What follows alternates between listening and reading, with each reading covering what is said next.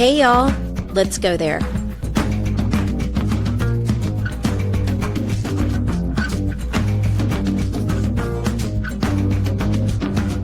So, okay, I wanted to record this because you were asking me how I was doing, and I thought it would be important to start the podcast here and give our audience some context because I am super amped.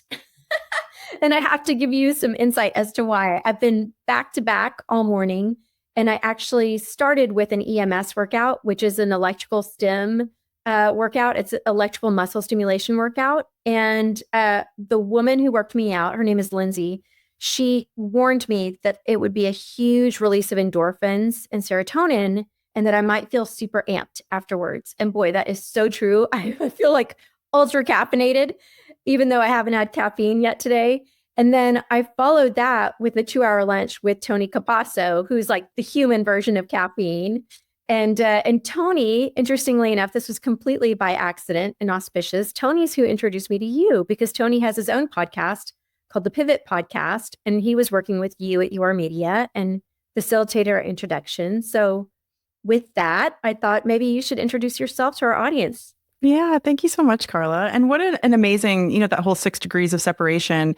Tony was introduced to me from somebody else, and it's, people creating really meaningful work kind of like to run in the same circles, so it's been amazing getting to know you on this journey. So I got to meet you at the beginning of season 2, which is kind of poignant that we're doing this recap episode. And my name's Stacey Rae. I'm the founder of Your Media, and we've been focused on supporting Let's Go There with their production and overall editing and some brand advisory, growth advisory. And I've been working on podcasts for about a decade. And really, I love to focus on this medium because it's such an amazing way to connect with people. There's a lot of different ways we can do that online, but podcasts are just so intimate. You can really impact somebody and they can really receive something and walk away with something, unlike some of these sort of shorter form content that's just a little bit more jumpy, So yeah, I really love to work with people like you, Carla, that are heart-led leaders that want to really make something memorable and meaningful. And I think you've done a remarkable job of that with Let's Go There. So I'm so excited to see what we get to discuss today about season 2, because there were so many insights, so many amazing things that happened, incredible voices, and maybe a little bit of a hint to the audience about what's coming in season 3. Yeah. Well, I'm grateful that you would do this with me. There's no other person that I wanted to do it with. This would not have been possible without you and Riley. So thank you for agreeing to come on and recap season 2 with me because you all made it possible. Thanks so much, Carla. Yeah. Okay. Where do you want to start? I think that season 2, for me, there were so many voices. We're going to talk about each person that came on. I loved that first workshop that you did with Danielle Epistone. And I was thinking maybe she needs to come back in season 3 for an update. We'll see. But oh my gosh, she was just in town. She was just staying with me. So I should have done it. But she comes back all the time. But yes. Yes. Wow. And her song.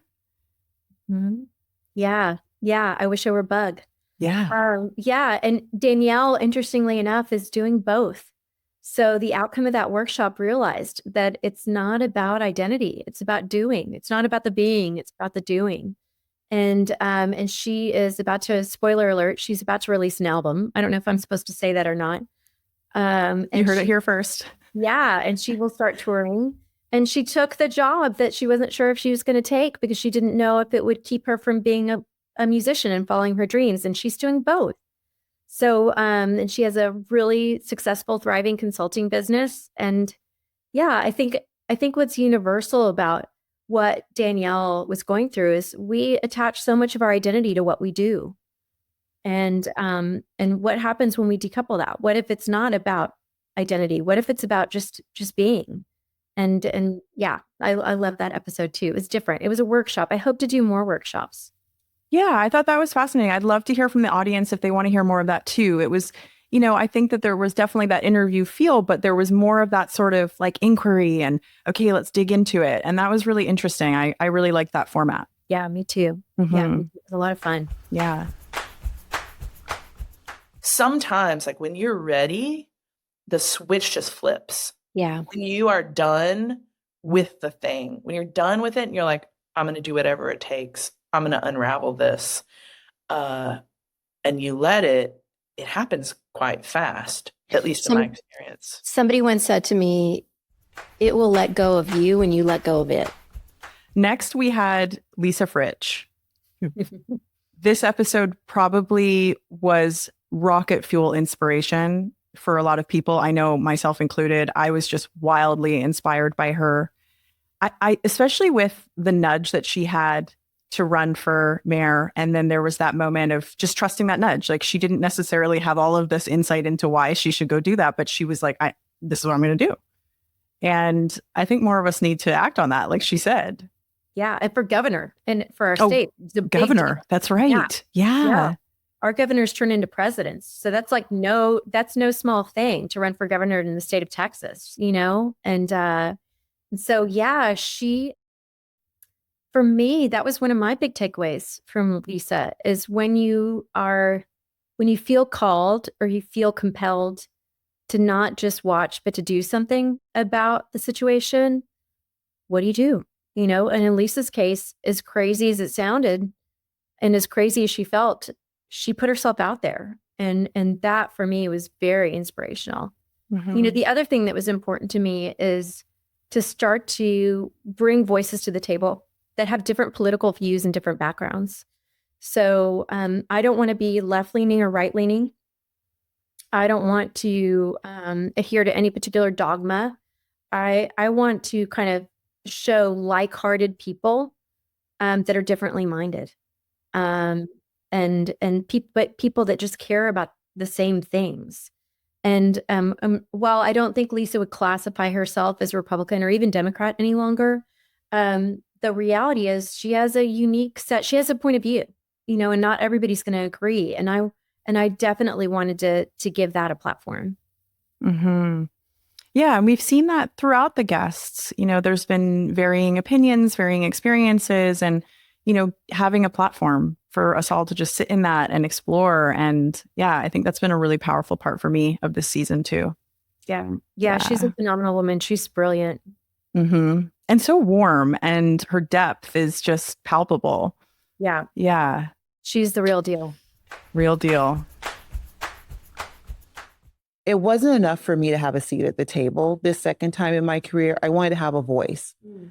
Because last time in my career on the radio, in the men's arena, in politics, I settled for just being at the table. Like the door was open, but I was too scared to really use my voice when I got there. I was like, oh, well, it's just, you know, I'm the only Black woman here. It's always the only this or that. Yeah. That's almost worse than not having seats. It's so much worse. Yeah, you're no good to people if you're going to get at the table and then be too timid to really be yourself when you get there. Yeah, it's painful. It's painful. I'd rather just not be. It's a self-betrayal. Yeah. It was a self-betrayal. And when the hardest thing about The Dark Knight is I look back and realize all the ways I betrayed myself by not showing up in my authentic form. Mm-hmm. And I no longer do that, no matter how uncomfortable it is for me.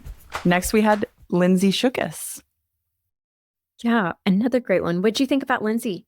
Oh, I loved her authenticity. She just felt so real to me. And so, you know, there was like that embodied experience as a woman, and her insights on relationship and that far to the right experience that she was talking about. I just loved that. I think more of us need to hear that, especially as women. You know, it doesn't always look this one track path. And yeah, I thought that she was just wonderful. Absolutely wonderful.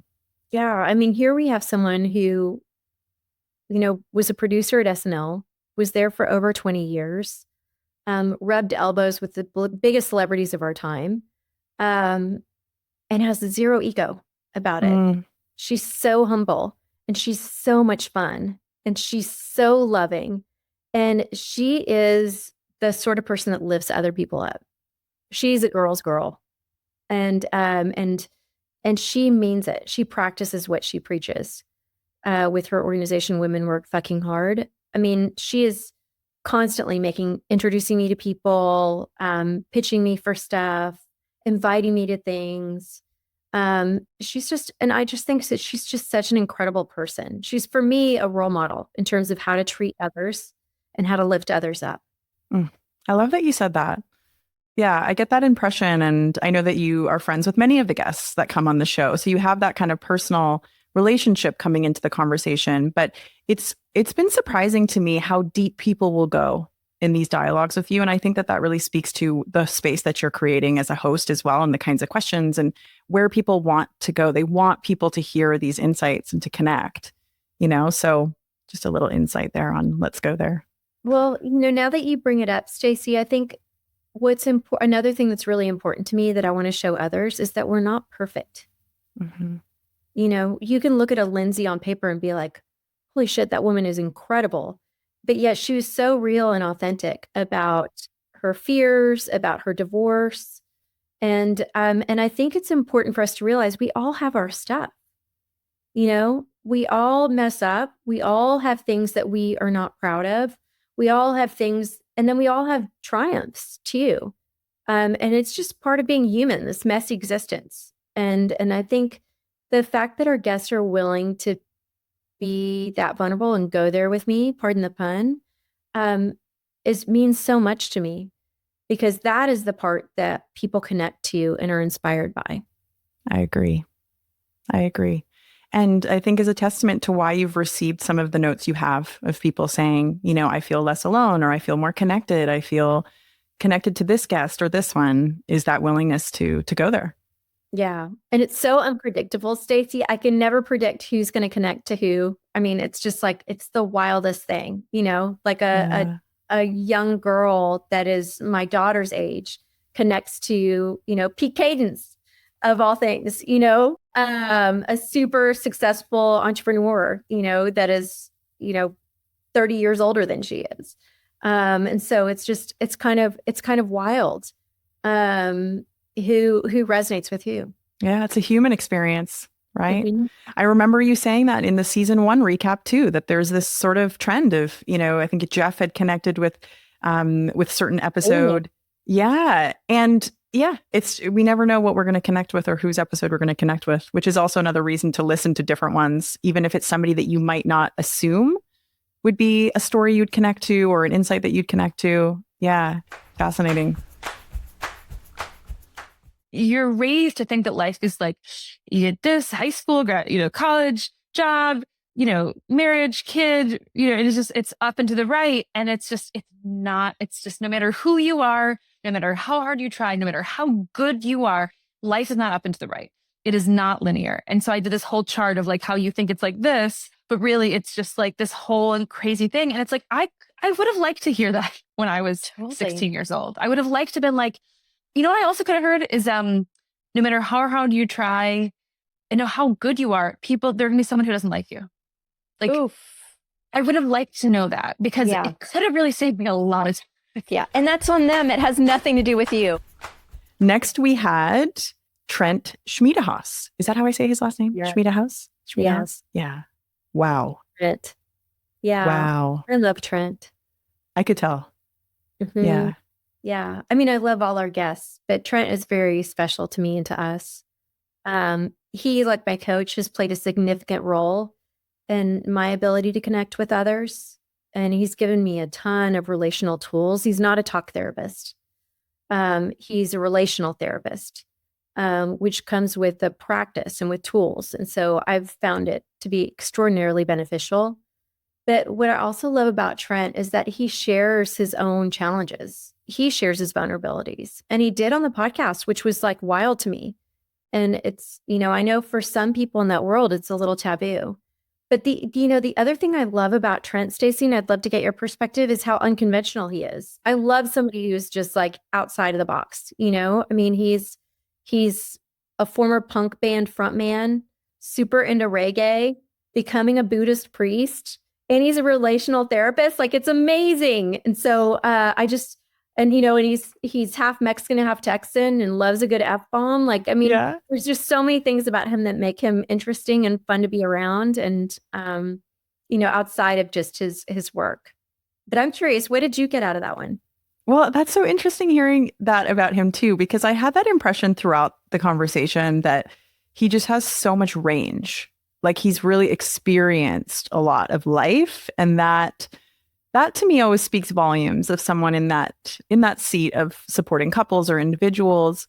are they going out and exploring their own interests and really digging deep into life, because I think that really, it just provides such a space for people to also feel they can do the same. I never would have thought of that, but yeah, he can relate to a lot of people, a lot of different ways. Totally. And I thought I felt that approachability and just that warmth and naturalness from him, which I can imagine is quite easeful in sessions. Mm-hmm. He's just he has that like super chilled out feel, which is He's beautiful. not afraid to call me out either, which I also love. I love somebody who calls me on my bullshit. And so I love that about him too. He's not afraid to have an opinion and weigh in, which for me was very new. I'd never experienced that sort of therapy before. I love it when that can be done in a tasteful, loving way. Mm-hmm. Man, that can be so helpful.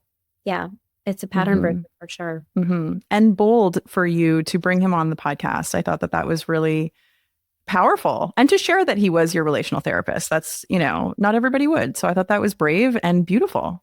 Yeah. I mean, I'm really big for those that listen. I'm really big on mind, body, spirit, and Trent is big on taking care of the mind, the emotional, but he also has a spiritual component to him. And actually he's an athlete too. So he's a runner. And so, he kind of covers, we're really aligned in all of those senses, but yeah, therapy is a really important tool in order to enable me to thrive both at work and at home. Mm-hmm. We bring our full selves into the workplace, whether we like it or not. And so if you don't deal with your stuff, it's going to show up in your work. Yeah. It's all connected. It's all connected. That was a big piece I took from his episode as well. It's just that everything is connected. You pull the thread and the whole tapestry is connected,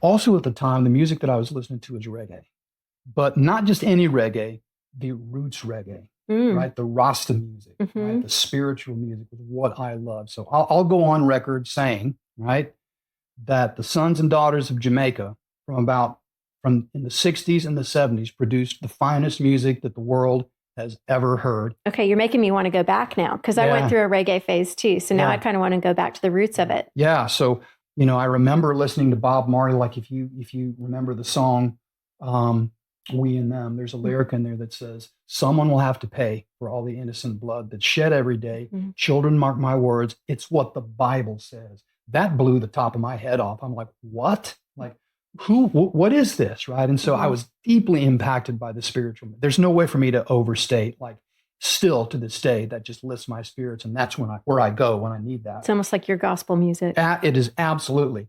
What's interesting about it is gospel music, in my opinion.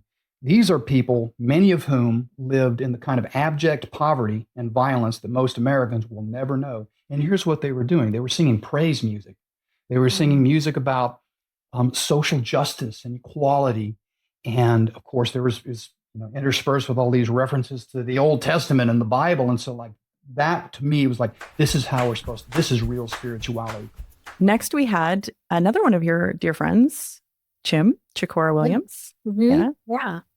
What did you think? I thought that episode had such a warmth to it for me. I loved that the way it was recorded and how there was just such an ease. I felt like I was sitting in on two friends reminiscing on life and talking through their own experiences and challenges. It was really personal, but also really valuable. I felt like as a listener, she has such an interesting story. And I think what stood out to me about her, which is such a unique thing, is she has this strength, this force, this strength in her, but there's also that real softness and real heart. You can really feel her heart for her work and for people.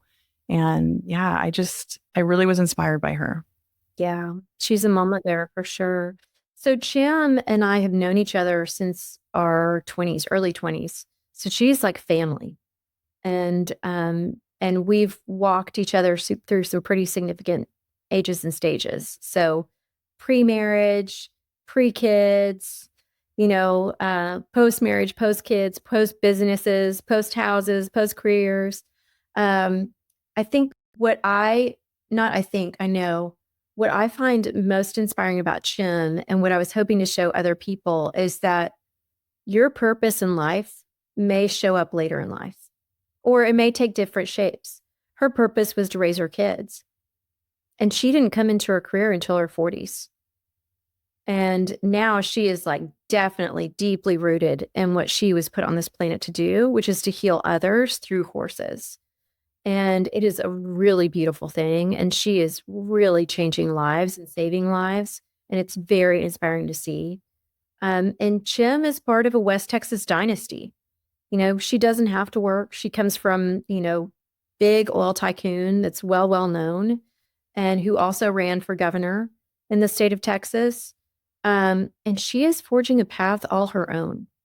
And so I find her particularly inspiring, because as we start to reach middle age and post-middle age, a lot of us start to question what we're doing with our lives. And she just goes to show you that you can start to figure it out at any point in your life. It's never too late. She's just getting started, and it's beautiful. Such good insights on that one too. I actually want to go back and listen to that one again, because I remember loving it when I heard it before, and you're inspiring me to go back and listen again. Yeah. That's the beauty of these episodes, is you can go back and get new insights the second time around. Yeah. And don't mess with that woman. She'll punch you in the face. I got that vibe. Yeah, I got that vibe. A little bit of that strength in there. Yeah, a little spicy. Love it. We love to see it. I want to go there in terms of Starlight and talk a little bit about the Therapeutic Writing Center and what the sort of work is that y'all are doing. You mentioned it earlier. Oh, it's so beautiful. But tell us about it. Starlight Therapeutic Writing Center is basically working in partnership with the horse. The horse, to those who connect with it, it just is like tuning into a radio channel. And for a lot of those children who are nonverbal, or foster children who have tried talk therapy, but they can't talk, it is basically like a conduit, and it opens up things in them that other forms of therapy have not worked before. There were many raw files throughout season 2 that were incredibly insightful. And the one that really stood out to me, there was many, but one that came after Chim's episode was the Ubuntu episode. And given that that's such a guiding philosophy, it sounds like, for your life, that this is something that you hold very close to the chest. And it's something that shows up a lot in the Let's Go There podcast. Yeah. Can you speak to that? Yeah. So Ubuntu is a philosophy that I personally adhere to. It was something that I was introduced to through the Aspen Institute. One of our readings was a portion of No Future Without Forgiveness. And Desmond Tutu and Nelson Mandela adhere to this philosophy, which is, I am because you are. We are all connected, and it means humanity and compassion in the same word. And that was the philosophy that they leveraged to inform the Great Reconciliation, which is how they began to heal South Africa post-apartheid. I was very, very moved by that, and it's become a part of our lives. And when I had the first part of my midlife crisis and we unenrolled the kids from school and traveled the world, we called that period of our lives finding Ubuntu. So finding connection to ourselves and to others. It has since just been a strong part of my life. And so much so that my plates say Ubuntu, my car plates say Ubuntu on them. And I get asked about it all the time. But that particular raw file was inspired by a listener. So I have a friend by the name of John that's the CEO of a company, and his neighborhood in LA burned down around him. And he is not able to move back into his house for several years because of the damage. And he called me in the midst of all this. I'd called him to check on him, and he called me, lo and behold, to encourage me, of all things. Like, he's going through this. He's in the middle of it, and he's calling me to encourage me. Wow. And he had heard me say on the podcast that I was having trouble promoting the podcast and promoting myself. And he was like, do not quit. He was like, my wife and I will be very sad if you quit. And I said to him, but I've lost John. I've lost the plot. I don't know what this podcast is about anymore. We set out to disrupt toxicity in the workplace, and now it's just taking on a life of its own. I don't even know. I'm breaking all the rules. I haven't defined my audience. I don't know what it's about. We don't have any advertisers. Like, I don't even know what I'm doing. And he said to me, of course you do, Carla. It's about Ubuntu. He was like, you're showing us that we're all connected. He was like, I feel connected to all these people I don't know that I'm listening to. And I feel less lonely because of it. And I'm tremendously inspired. John, I hope you don't mind me sharing this conversation, but it inspired me so much, and it inspired that raw file. And that's why I wanted to explain to everyone again what Ubuntu was, because it is the thread through this podcast for sure. Beautiful. Wow. Every time I hear you talk about it, it moves me again and again. And I had never heard about that previous to you actually sharing about it on the show and just in interactions we'd had. So yeah, you're inspiring people and introducing people to the concept, which is incredible. Yeah. Especially during these polarized times, Yes. It's important for us to remember. Mm-hmm. It is. Next, we had the skate park Buddha, Craig Wasserman. I love that you called him that. Yeah. Oh God, I love Craig. So that was actually Jeff's idea. So Craig was taught the skate camp at Telluride that our kids went to. And I was just so moved watching him work, the way he built the team, the way he worked with the kids, the diversity out on the skate park, the sense of community that he built, the life lessons that he was teaching the kids, and the talks that he would give them at the end of every day. I was like, man, somebody needs to film a documentary on this guy. Like I actually remember telling one of my friends who I hope to have on at some point, Shabnam, man, somebody needs to film a documentary on this guy because he has got inclusion figured out, belonging figured out, and he's got life figured out. And so we were recording season 1, and Jeff was like, when are you going to have Craig on? And I was like, oh man, he would be the best guest. And so I reached out to Craig years later. Like, I mean, my kids haven't been in skate camp for, gosh, it's probably been 8 years. And he said yes right away. Like, he remembered the kids. He said yes right away. So I felt so lucky. But that podcast exceeded my expectations. Like, the nugget he gave us, and then he did a follow on. I was just like, oh, it was so good. And yeah, again, somebody who's doing life on their terms, a heart-led leader that's making a significant impact. He's changing lives. Yeah. Oh, definitely. Yeah. The insights that it was like one after another throughout the episode. And for me, when he did that follow-up episode, The Drop, which was a raw file, talking about the meaning of that and just his core beliefs around it, and watching the outpour of comments when those 2 episodes went live, how many lives he is actually impacting and how many people were coming out of the social media woodwork to be like, oh, Craig, wow, this is amazing. So yeah, it's so fascinating to me when you see those, I call them like modern day heroes, and they're just out in the community and doing amazing work, like real tangible work with each other. And yeah, he's a superhero as far as I'm concerned. We didn't forget there were more Craigs in this world, right? Yeah. What if more CEOs and leaders look like Craigs? Mm-hmm. What world would we live in? Yeah. And transitioning from being a teacher to then becoming the director of this skate camp only felt okay because I know and so strongly believe in the life lessons that skateboarding itself teaches. And I've seen it over and over, and I don't take credit for this, but I very much promote it, that skateboarding is so difficult.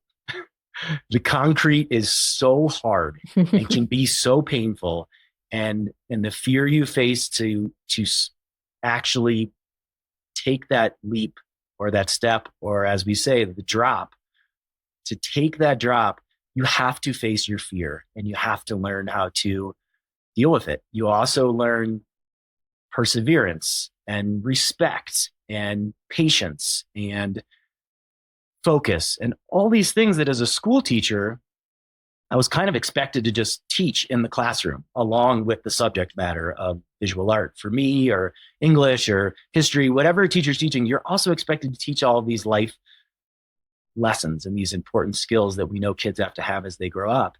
And skateboarding itself just teaches these things. Ooh, so many good people on this season. Next, we had Tiffany Schlane. Mm-hmm. Yeah. Wow. What'd you think? I think her work is so incredibly moving. Wow. And I really enjoyed that you as the host had experienced her work right before, I think it was right before the episode started, or I think it was right before you came in, you were really on the tail end of witnessing one of her documentaries. And I think that's the whole point, is to have people feel something and to really be affected by something. And I just felt that her overall, her approach, she was so easygoing throughout the episode to share and be in the conversation with you. But I was just so moved by how brilliant, how deep you must go to create art that can move people to that degree. So yeah, that's what I'll say about it. Wow. She is another one that gets it and is very much Ubuntu runs through all of her work as well. And she's done the same reading. She's a Henry Crown Fellow. We're in different classes with the Aspen Institute. We're in different classes, but I definitely saw that in her work. And I had seen her sculptural work and her work that she's doing now, but I didn't even know she was a filmmaker. And so when she told me as part of the prep, hey, you should go watch some of these films. Oh my goodness, you're right. It just was so, so powerful. And I think what's super interesting is she doesn't call herself an activist. And I would agree that that's not the right word, but she's definitely provoking thought. Mm-hmm. And she definitely has a point of view, but it comes from a heart space with her. It comes from a place of love. And, she is Jewish as well. And this has obviously been a very difficult time given what's happening in Israel and Palestine right now. And she has been so heart-led and so vulnerable, even in her response to that I think she's another person that models how to take action in conflict. And she does it through art, which is so beautiful. And she's brilliant. I mean, when you listen to that podcast, you realize, okay, she comes from really smart parents and she too is brilliant. Her husband is brilliant. You're like, okay, we've got a genius on our hands here. Yeah, we're in the presence of greatness here. I'm like, this feels urgent that I need to share this very ancient practice that's free. It's been around for thousands of years, kind of like yoga and meditation, which are two things I engage with, but I'm not, from those cultures. I thought, here's a Jewish idea that I think is the best idea of the Jews, the fourth commandment. You must take a day of rest. It's above, honor thy mother, thy father. It's above on the list of the best, if you look at the 10 commandments as ways to live, good ways to live, it's pretty high on the list. And we have never needed it more. And we have created an infrastructure in our world where we're supposed to be available and connected 24/7. So I ended up calling the book 24/6 to kind of de-religiousize it from, it's like, I do talk about Shabbat and Jewish history, and I have great love and respect for the ritual of it. But I wrote it in a way that anyone can engage with this idea, just like you can do yoga and meditate. And it's been really exciting. It's been out for 5 years now, just people from different cultures that have brought it into their lives. Oh my gosh. Another incredible episode with David C. Smith. Yeah, that was my experience of him too. Just heart melt. He is just incredible. Wow. His heart for service and for people is tremendous. Yeah, I'm so close to it, so it's easy for me to say I'm in love with him, I mean, that's another walking Buddha. He's a saint. He's not of this earth. And yeah, I mean, what I didn't know and what I learned for the first time was why, where did that heart of service come from? And to find out that it was from when he was diagnosed with HIV and how he was treated in that moment just leveled me.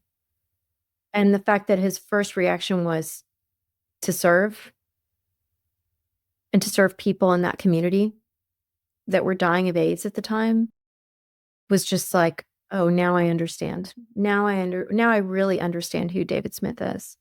And I think the thing that for me is so inspiring about David's story is this man took the lowest point in his life where not only did he think he was going to die, he was basically told, I mean, I don't want to, I want people who haven't listened to go back and listen, but he was basically told to die. And he flipped it. He flipped the worst moment in his life to uplift others.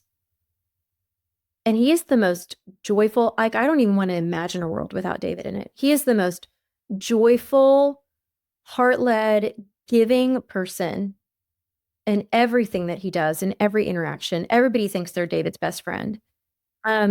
He's truly incredible. And he's, for me, a guiding light. He's the reason I meditate, even though I was so reluctant to do it. He was the first one that broke the seal with me. And he's an incredible human being. Yeah. Wow. Gosh. I mean, and just imagining the ripple effect, his impact is immeasurable. Yeah. And I wanted to give it an even bigger platform. I wanted people outside of Austin and around the world to see what this man is doing. Mm-hmm. I feel like every episode we could say was a favorite because they all just have something so rich, from whether it's their heart and who they are or the insights that are shared. It's all of the above. Yeah. We all need each other. Yeah. And I think if we can just realize that in a daily way in how we live, we can have the world we want. Yeah. And it doesn't take away from anybody. It only adds to. Yeah. Pie is bigger than enough. Next, we had Elaine Pagels. Mm-hmm. Yeah, Elaine. She's in her 80s. Did you know that? You told me that, and I was floored. Yeah. I was floored. I think that's the thing that first attracted me to Elaine. Here is a woman in her 80s who reads decades younger.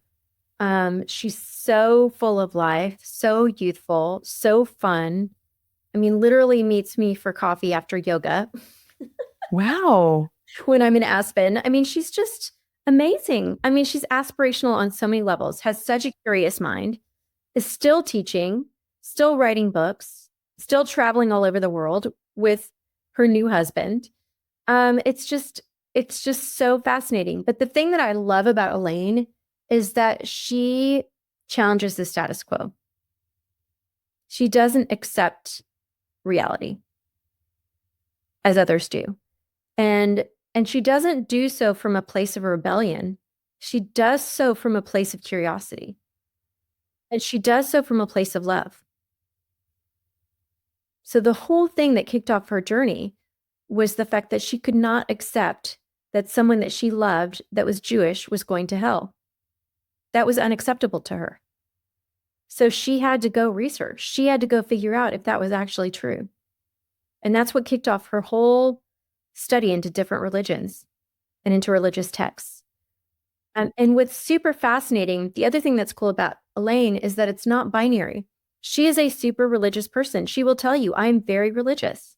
She considers herself a Christian. She's deep in her faith.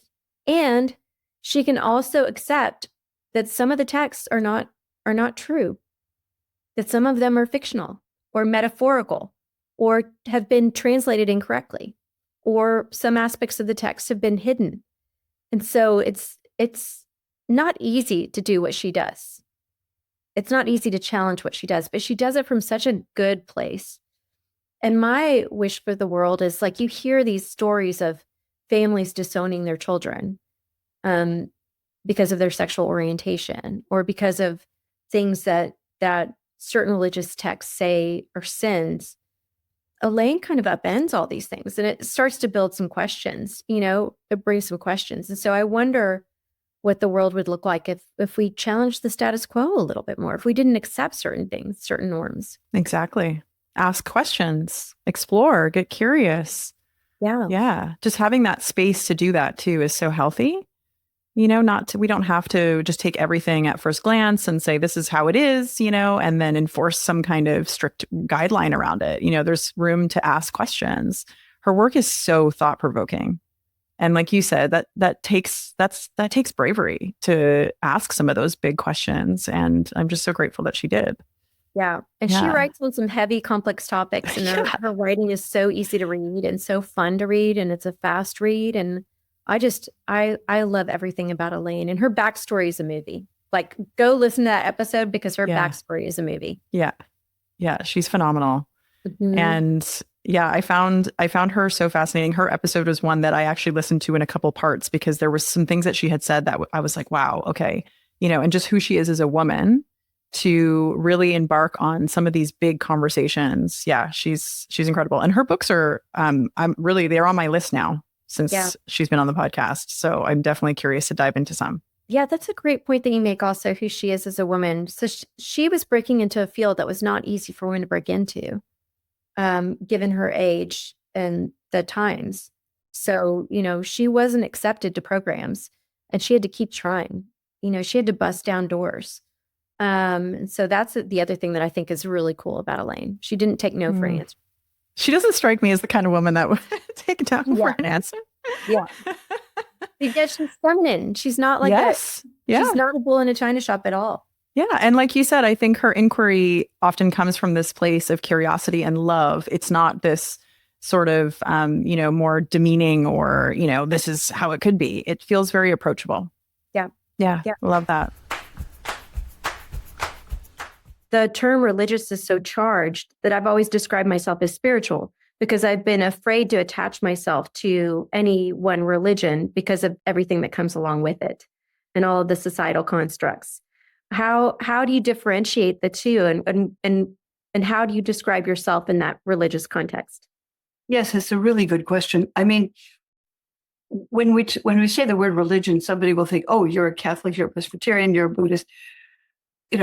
What do you believe? And all of those questions come out of a preoccupation with Christianity as supposedly the dominant religion in the world. Well, it actually is, literally speaking, because it got very hooked on sets of beliefs. I'm not much interested in sets of beliefs. I don't really like them. The creed, okay. Most people who say it don't know what it means, where it came from, what it's about in the context of, 1600 years ago. That doesn't interest me anywhere near as much as the kinds of experience we have. And that's why you speak of what's spiritual. Next, we had Antonio Lucio. Yeah. Oh my gosh, so many people that I love. Another What did you fave. think about Antonio? Wow. I was shocked, not shocked. I don't want to say shocked because I did expect that he would be, just so present and so right there. But I was still shocked at how willing he was to just share his life and be so present and so warm. I'm excited to see more leaders like him. Mm-hmm. Yeah, he really, just even sharing some of the kind of family moments and ties, but also how he chose to take that break to really support himself and take a different role. And I think it can be really frightening to say, hey, I need time or I need to take care of myself. And yeah, I thought his story is so compelling. Yeah, it's really powerful. I mean, we're talking about a man who's in the Marketing Hall of Fame, who's reached the top echelon of the biggest brands in the world, Meta, Visa, now HP again for the second time around. The fact that he was so open and in such a visible corporate role was really moving to me. I knew this about Antonio, but I didn't know that he would really go there. And he reached out to me. He said, Carla, I want to go on the podcast. What you're doing is amazing. And I want to come on. I want to tell my story. And that's when he told me about his struggles with mental health. And I had no idea. And I even had, the outpouring, you were talking about the outpouring after Craig. There was such an outpouring after Antonio's, in particular from members of his own team. Wow. Who were like, wow, we had no idea. We can't believe he shared that. And we loved him before and now we love him even more. I had people reach out to me that work at HP and were like, I need to reach out to him and thank him. Wow. And so, yeah, mark my words, that podcast saved at least one life. And I know that's a bold statement, but I think that podcast saved at least one life. I couldn't agree more, Carla. I really think that episode and his willingness and the space that was held there for that conversation to go down the way that it did, it's such a testament to let's go there. It's the whole concept here of, and what you're really aiming for here. And releasing this toxicity from the workplace. Like we're all going through these struggles. We're all having these different experiences. We all get to be human. Yeah. Yeah. That's beautiful. Wow. I got goosebumps when you were just talking about that too. And just people really feeling the impact of that as part of his team. Yeah. And oh, by the way, his career wasn't hurt by asking for help. It actually thrived as a result. Yeah. So sometimes we're so fearful, but it actually helped him. On many levels, I'm sure. Yeah. Yeah. Wow. Ooh. Thank you, Antonio. Yeah. No kidding. Incredible. At the time, this was my first job as a CMO of Pepsi. It was my dream job. I was a history major. I was able to see and live everything that I had studied in college in real life. I remember going to my boss and saying, "Listen, I'm suffering from depression. I need to take care of myself. I need a lateral job, or if not, I'm going to have to leave the company." And he told me, and this is why having these types of conversation is so important. He said, "Antonio, my mother used to suffer from depression. In her time, this was treated with electroshocks. Said, please take care of yourself. We will find a job for you so that you can keep working with us." So I took a lateral move to a corporate job, working for the CEO, where I didn't have to travel, and I did that for about 3 years, so that I could, I started with medication. I had to change my diet. I stopped drinking because the combination with the antidepressives was not a good thing. As everybody who's gone through either business or personal challenges understands, these things take 2 years. There is no shortcut. We had Pete Cadence twice. We had a lot Part to two. say. Yeah. We had a lot to talk about. What'd you think of Pete? I thought he was phenomenal. I loved his conversations about money and his relationship to money and wealth and people's perceptions of him based on that. And, I thought, again, his vulnerability and willingness to share. And I loved the part two being, a chunk of time later. So we could kind of get the insight of over time, how he was after that. I think sometimes we see a lot of part twos that are right back to back, but it was interesting just to have that different perspective. A lot can change in 6 months kind of thing. So Yeah. We had a big break in between, mostly because Pete was so hell bent on making sure we recorded in person. Like, this just tells you the type of person who Pete is. He flew in just for the podcast and flew out. Like, that just tells you who Pete is. He's like, no, if we're going to do this, we're going to do it in person. We're going to really do it. And so, but yeah, I adore Pete. And I also find him very inspiring. He talked about the thing that you're not supposed to talk about. One of the things, you're not supposed to talk about politics or sex or money. And these are the things that are impolite. But the fact that he not just talked about it, but like went there and shared it, his hangups and challenges with it. And also, quite frankly, the fact that he's now teaching kids how to earn it. I mean, I want to audit that course he's going to do. I think more people do need to talk openly about that. So, I think the other thing is the fact that here's a man who made his money off the cannabis industry and then looked up and was like, holy shit, there's a whole generation in prison for what I just made millions off of. This isn't right. Mm-hmm. And now I'm going to go right this wrong, which wasn't his fault. But he decided to go put 30,000 kids and their families through college, and he's doing that. He decided to go be proximate and teach in an underserved community. He coaches basketball. He does all the things. So the thing about Pete is he's not just talk. He walks the walk. He does it. And Pete has always encouraged me and others to be proximate, like do what you can in your community. It's really easy to get overwhelmed with the state of the world and the state of the planet, but what can you do in your own backyard? Pete's always pressing me on this, which I think is really powerful. Those are the sorts of friends I want in my life that are going to push me in that way. Yeah, incredible. I'm seeing just this constant thread throughout these guests too around service.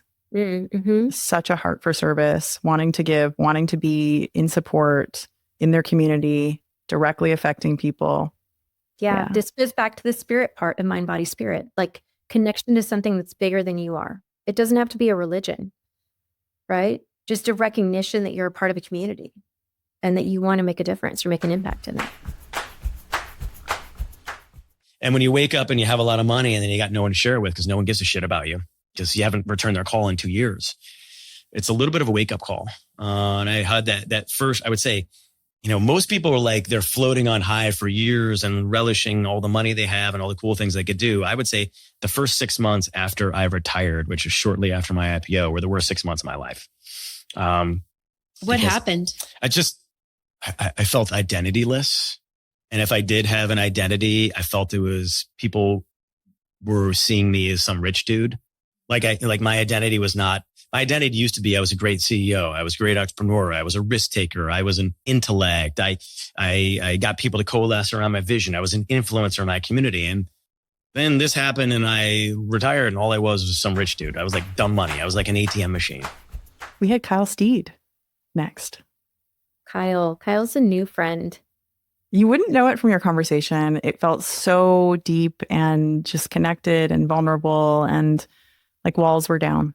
Yeah, it does feel like a past life thing. Like I feel like I've known Kyle before. There was a instant comfort level there. And yeah, he's an artist. He came, I bought one of his paintings. He came to deliver it himself, which I was so moved by, hung it himself. And then we went to lunch and just hung out and started talking. And then I thought, oh my God, this is like, as we were talking through lunch, I was like, I wish we were recording this. And I think he was kind of caught off guard. And then he called me on his way home and was like, yeah, let's do this.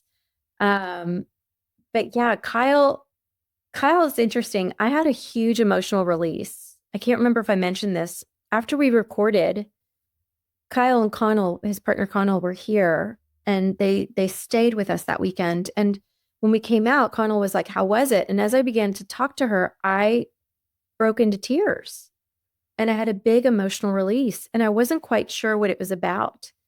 And I think if I had to guess, it would be that Kyle is the fullest expression of his most authentic self. He became the thing that his 5-year-old self knew that he was. He knows no other way than to be an artist. And he is operating from the like purest, most childlike intent. And in a society and in a culture that says you can't be successful doing that. And he is having wild success now. And so I find that extremely inspiring. When you're true to yourself, what could be possible? What happens when you're true to yourself? Regardless of what it is, whether it's as an artist, whether it's as a mathematician, whether it's as a nurse or a doctor or a teacher or a politician. But when you're being true to yourself, what could be possible? There's like no better way to be than unleashing your full authentic self onto the world. And as someone who's just now learning how to do that, it's just so inspiring to me. Wow. Stunning. Yeah, I found his honesty was palpable as well throughout the conversation. Like just that. And when I say honesty, I think I'm also referring to what you're speaking to. It's like this just naturalness and authenticity about him. There was just no hiding or trying to position. It's just such a natural experience of who he is. You can really feel him.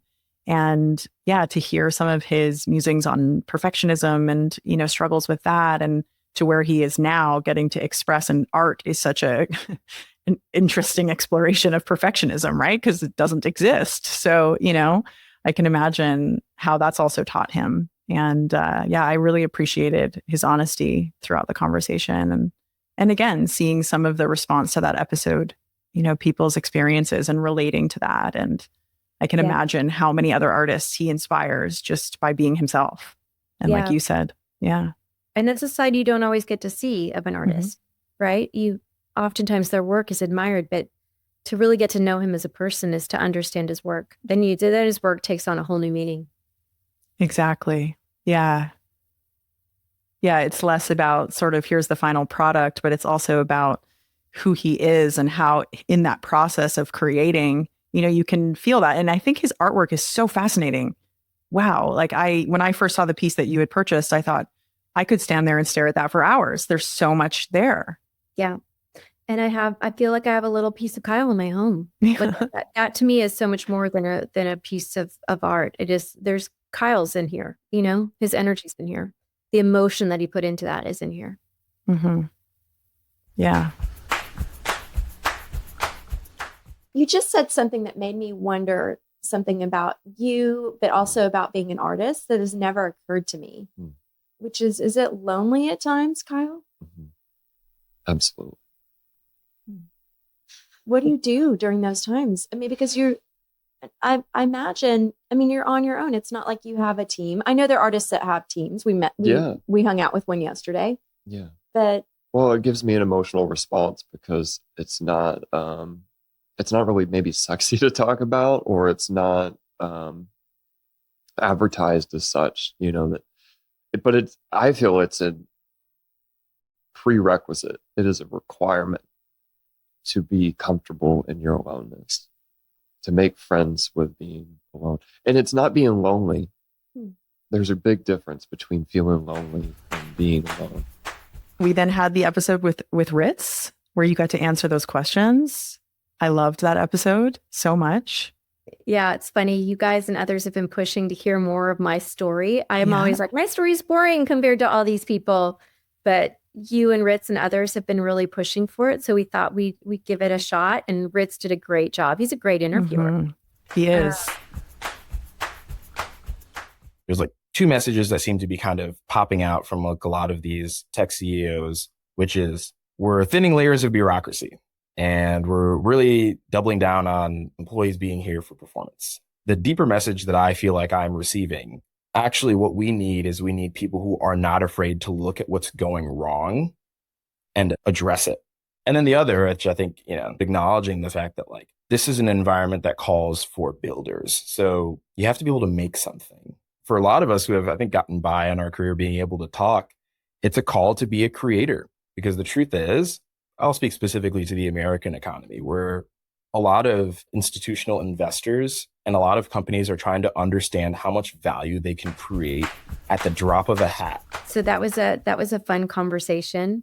But yeah, I'm an open book. I have nothing to hide. I will share as much as people want to hear, but I typically need some prompting and a little bit of a push because I'm not one to put myself out there and be the center of attention. But when asked, I'm happy to share my experiences and to be transparent in the same way. It's not fair of me to ask my guests to do it, not be willing to do it myself. Well, Carla, I think you have absolutely created the space and been willing to go there over and over again, whether that's in the conversations with guests or in your own explorations and us poking you with questions and, and insights. So just really, it's a testament to what you've created here. And I'm so excited to see what you create into this new season. What do you hope to bring more of, or what do you want to create in season 3? Oh my gosh. Well, now like recapping, I'm like, oh, this is a lot of pressure. I know. I'm running out of friends. But we're lining up, a whole other slate of business leaders and creatives and change makers and thought leaders and now I'm starting to bring in people. I'll give a little spoiler alert. We're going to start to bring in people from some of the modalities that I practice. So some people from the healing arts. So we're going to have a medicine woman on as one little hint, who also is a clairvoyant. And so that's kind of wild. But again, all part of this mind, body, spirit, all part of the fact that we're all connected, all part of disrupting toxicity, all part of we can design the life, the workplace, the future that we want, to try and inspire and empower people to recognize that we have agency and how this all plays out, how this crazy life of ours plays out to a certain degree. Mm-hmm.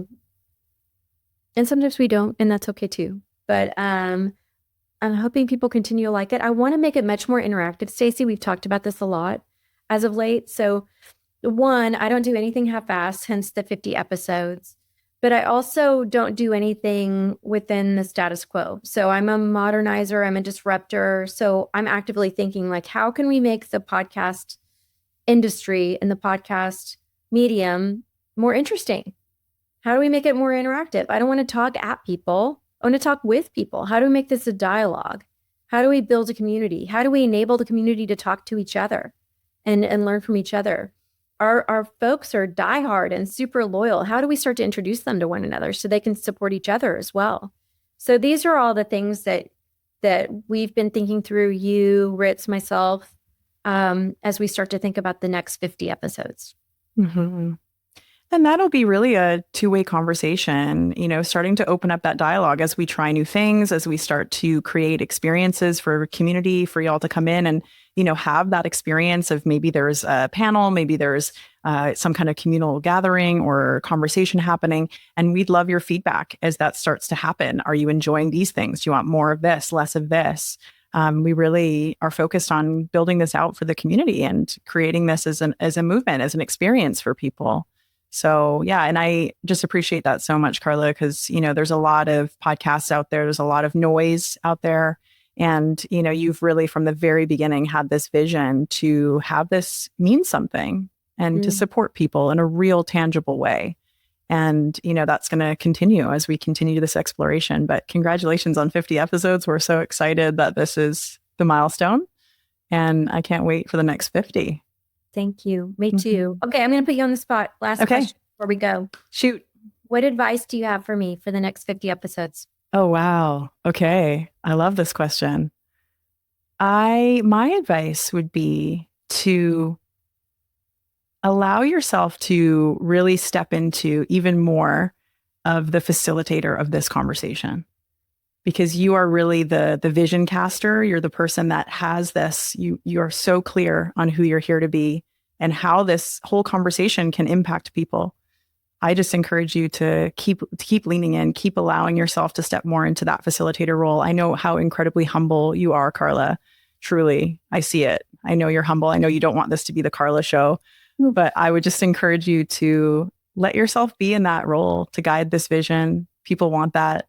They want to see you really just steer the ship for us. And just get to own that space as the host even more.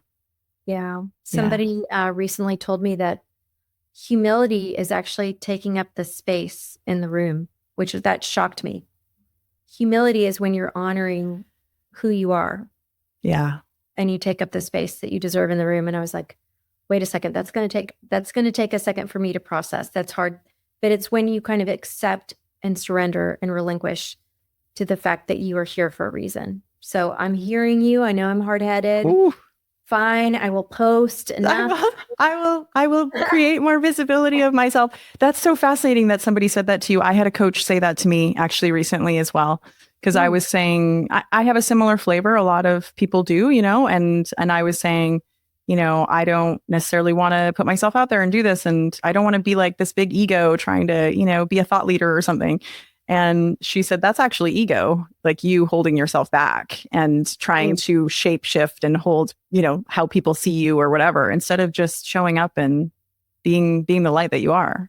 Yeah. And letting go of the ego. That's so right. That's it. That's the same thing. I forgot that part of it, that's ego. It's ego that keeps us from doing it, which is wild. Yeah. Which seems like the opposite. So yeah, it's powerful. Well, Stacey, I'm grateful for you. Thank you so much. And thank you for doing the recap with me and for, again, making it all possible. And let's see where the next 50 take us. Thank you, Carla. All right. Bye, my friend. Yay. Thank y'all for listening today. If you're so inclined, please follow, subscribe, download, share, all of the things so that we can keep going. We appreciate your support so much. If you're interested in learning more, go to thecoeffect.co.